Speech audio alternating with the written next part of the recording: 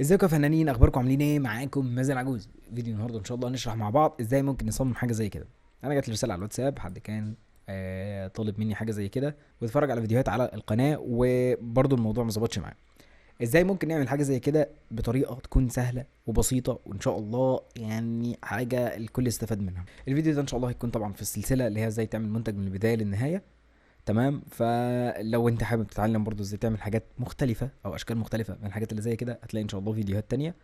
وبرضو زي ما قلت قبل كده في فيديوهات كتيرة، ان كل فيديو بيكون فيه تفاصيل، مش شرط انها تتعمل لها فيديو مخصوص. يعني يكون فيه تفاصيل في وسط الشرح هتفيدك بامر الله، فانت حاول قدر الامكان انك تتابع الفيديو كامل، لان انا لاحظت ان في ناس بتتفرج على 3 4 دقايق من فيديو مثلا يكون ربع ساعة. فيعني انت عايز تخش تشوف ايه بالظبط؟ فاهمني؟ فانت خش اتفرج لو انت حابب تتعلم، حابب تاخد معلومه معينه، مفيش مشكله. المهم خلينا نبدا الشرح عشان ما احبش الفيديو يطول. زي ما انتم عارفين، في البدايه هحتاج ان انا اعمل الشيب الاساسي اللي هنعمل فيه الكلام ده كله. هي الموضوع ان شاء الله الشرح مش هياخد معانا 10 دقايق بالكتير، فاتفرج كده بهداوه. في البدايه طبعا انت بتعمل المقاس اللي انت عاوزه، المقاس الاساسي. فاحنا هنعمل اللي هو ال 20 في 30. فتقدر انك تدوس هنا في اي حته فاضيه، وتيجي من فوق على اليونتس، بدل ما هي مليمتر بتخليها بالسنتي لو انت حابب تشتغل بالسنتي. تمام. هاجي هنا واجي اعملها 20. تمام. وهي طالعه في 27 شغال، مش هتفرق. نيجي بقى نعمل ايه؟ عايزين ناخد الدوران ده ويطلع دوران مظبوط. يعني هنا الدوران ده هتلاقي حاسس ان هو معصور كده، تحس في حاجه غلط او مضغوطه شويه. فعشان نعمل الدوران ده بتيجي فاتح القفل اللي هنا. تمام. وتيجي كاتب هنا مثلا 15. وهنا لا، وهنا لا. تدوس تاب وبعد كده تدوس 15. تمام كده عمل لك الدوران جاي في النص هنا بالظبط. حلو قوي، كده احنا عملنا الاساس بتاعنا. طب دلوقتي احنا عايزين نضيف ورده زي دي كده. تمام. ونضيف فراشه زي دي كده. هنعمل الكلام ده ازاي؟ في البدايه لازم تخش تحمل الحاجات دي، تكون موجوده فيكتور او ممكن تجيبها من تصاميم تانية مختلفه. انا عندي تصاميم بس مش هخش ادور فيها، فانا نخش نتفرج نحمل من على النت عادي. هتخش على موقع اس في جي ريبو، او اي موقع من المواقع اللي هي اس في جي، او صوره حتى بي ان جي، وتقدر انك تحولها بعد كده زي ما شرحنا قبل كده كذا مره. تمام. هاجي هنا كاتب باترفلاي بالشكل ده. تمام. وابدا ادور على شكل يكون كويس. هدور انا على شكل سترينجز شويه، هدور على شكل واحمله. اختار انت الشكل اللي يعجبك. انا حملت بس شكل كده وخلاص مبدئيا. تمام. هبدا ان انا الفه. بالنسبه للحاجات دي، الموقع ده بتنزل الصوره اس في جي زي ما انت شايف، تبقى نازله خطوط وجاهزه. فانت ما بتحتاجش انك تحولها ولا تحتاج تعمل فيها اي حاجه، بتاخدها بتشتغل على طول بيها. تمام. ده ميزه انك تحمل الحاجه فيكتور على طول. تمام. طب لو مش فيكتور، بتيجي ضغط مثلا لو هي بي ان جي، بتيجي ضغط عليها كليك يمين. تمام. بعد كده كويك تريس، او يعني مثلا اوت لاين تريس، وتبدا انك تظبط الجوده شويه لو كانت جودتها وحشه. تمام. انا كده استعدلتها شويه اكبر قدر ممكن، وهاجي عامل مستطيل بالشكل ده. تمام. وهاجي محدد الشكل والمستطيل. تمام. واضغط على باك ماينس فرونت، بحيث ان انا اطير الجزء. طبعا احنا عايزين الناحيه التانية، ماشي، بخليها انترسكت. تمام. هي كده كده يمينها زي شمالها. تمام. بالشكل ده كده انا خدت الايه، خدت الجزئيه اللي على اليمين. تمام. هاجي ماسح الكلام ده كله. طب انا عايز دلوقتي الورده برضو نفس الكلام. اخش على الموقع. انا جبت دي. دي كانت في تصميم الطاره، كانت موجوده عندي زي ما هي كده اهو. تمام. هبدا بقى اللي انا اشيل الكلام ده كله. ممكن نشيله برضو بكذا طريقه، بس احنا عايزين نحاول بقدر الامكان ان احنا نحافظ على على الشكل بتاعه. وهنعمله ازاي؟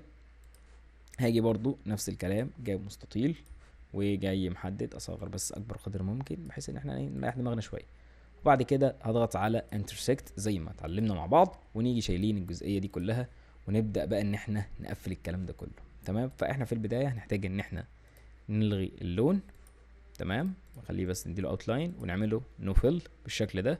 ونبدا بقى ان احنا نشيل النقط دي. انت مجرد ما انت هتشيل النقط، هتلاقي الدنيا ايه، عدلت شويه. ممكن ادي نقطه تانية هنا واديها لاين بالشكل ده. مش عارف الجهاز فيه ايه اللي حصل.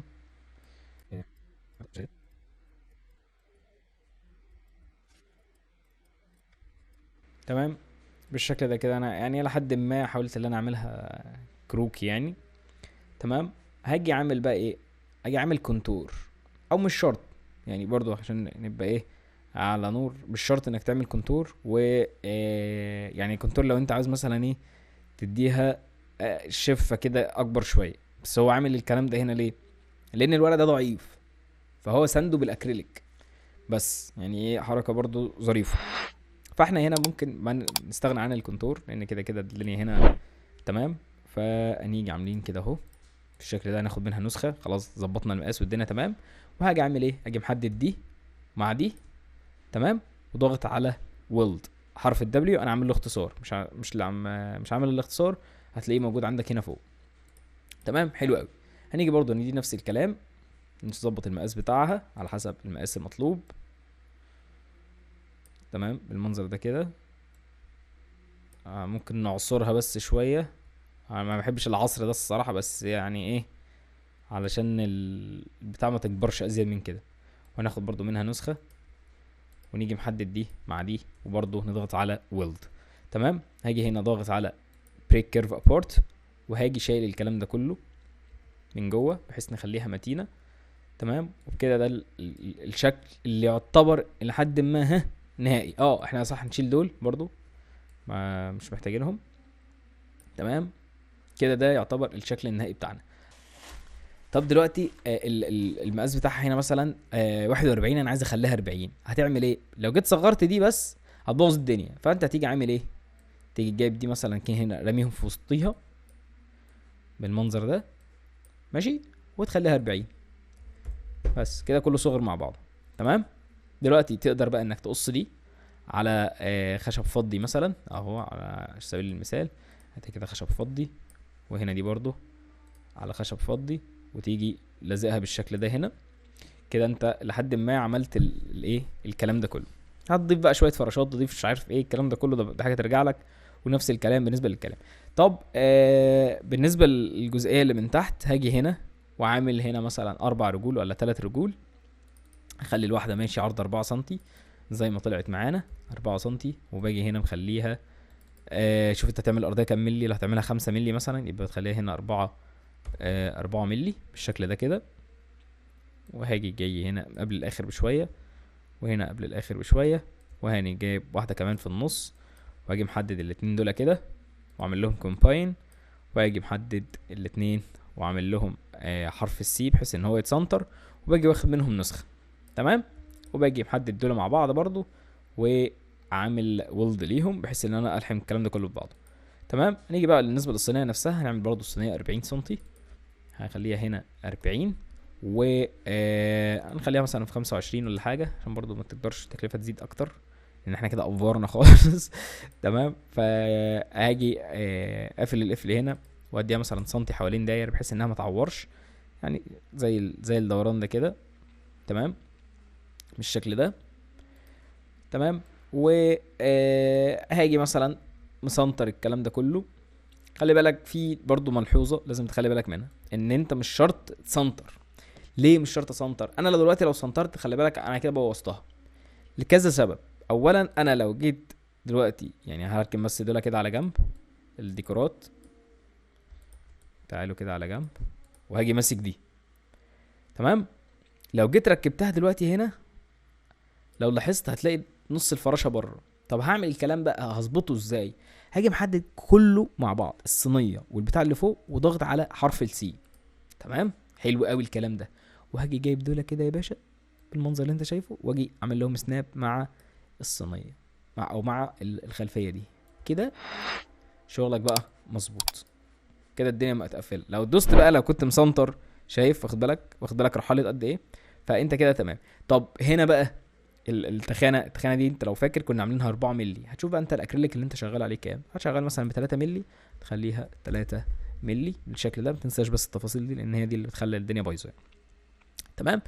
هاجي محدد الاثنين مع بعض، اعمل لهم كومباين، يبقى انا عندي دي بقت الارضيه، بقى عندي دي اكريليك، بقى عندي دول خشب فضي بالاضافه للاسامي والكلام ده كله. بس كده ده كان شرح النهارده. يا رب يكون الفيديو عجبكم. كان معاكم مازن العجوز. ما تنساش تشترك في القناه، ما كنتش مشترك، ولايك وفولو ومتابعه الكلام ده كله. بس كده كان معاكم مازن العجوز، والسلام عليكم.